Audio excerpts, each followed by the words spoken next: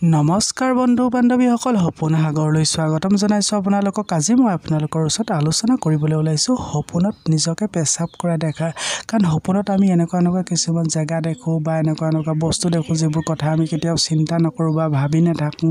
এনেকুৱা ব্যক্তিক দেখোঁ যি ব্যক্তিক আমি চিনিও নাপাওঁ। গতিকে সপোন দেখাটো যিহেতু এটা স্বাভাৱিক প্ৰক্ৰিয়া, সপোনত কি অৱস্থাত কি কেতিয়া আমি কাক দেখোঁ কোনো ক'ব নোৱাৰে। কাৰণ সেই কিন্তু সপোনবোৰে আমাক একো সংকেত দিয়ে। শুভ সময় অহাৰ আগত যিদৰে আমাক সংকেত দিয়ে, ঠিক বেয়া সময় অহাৰ আগতো আমাক একোটা সংকেত দিয়ে।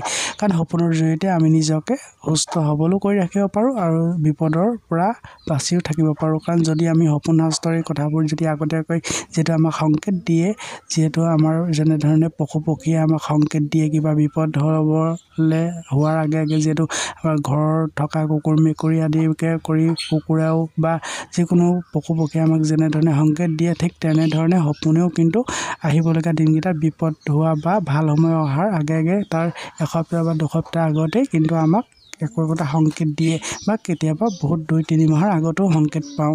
কিন্তু পিছতহে গম পাওঁ যে এইবোৰ সপোন আমি কিয় দেখিছিলোঁ বা সেই কাৰণে হৈছে। কিন্তু বহুতে ইয়াৰ সপোন শাস্ত্ৰৰ সঠিক অৰ্থ নজনাৰ ফলত কেতিয়াবা বিপদ যি ঘটিবলগীয়া হয় ঘটি যায়। কিন্তু যদি আমি জানো, কিন্তু সেই বিপদৰ পৰা বহুখিনি আমি বাচি থাকিব পাৰিম। গতিকে সপোনত পেচাব কৰা দেখাটো এটা ভাল সপোন বুলি কোৱা হয়।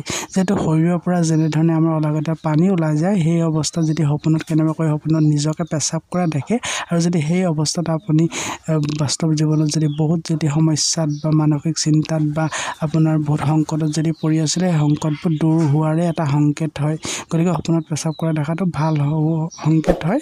গতিকে আপোনালোকে গম পালে যে সপোনত পেচাব কৰা দেখাটো কি হয়। বহুতে ভাবে বেয়া বুলি, কিন্তু বেয়া নহয়। সপোন শাস্ত্ৰ অনুসৰি সপোনত পেচাব কৰা দেখাটো এটা শুভ সপোন হয়।